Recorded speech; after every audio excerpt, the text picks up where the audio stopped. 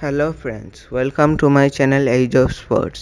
2020 সালে অনুষ্ঠিত হতে যাচ্ছে দুটি ঐতিহাসিক ম্যাচ, এশিয়া অলস্টার বনাম rest of the world.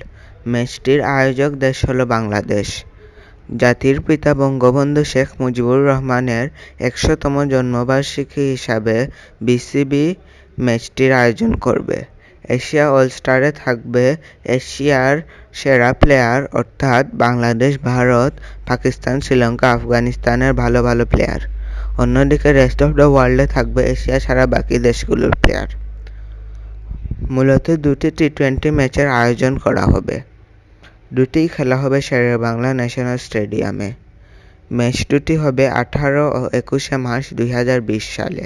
Asia অলস্টারের সম্ভাব্য একাদশ হল রোহিত শর্মা, শিখর ধাওয়ান, বিরাট কোহলি, বাবর আজম, সাকিব আল হাসান, মুশফিকুর রহিম, হার্দিক পান্ডিয়া, রশিদ খান, শাহিন আফ্রিদি, জসপ্রীত বুমরা এবং মুস্তাফিজুর রহমান।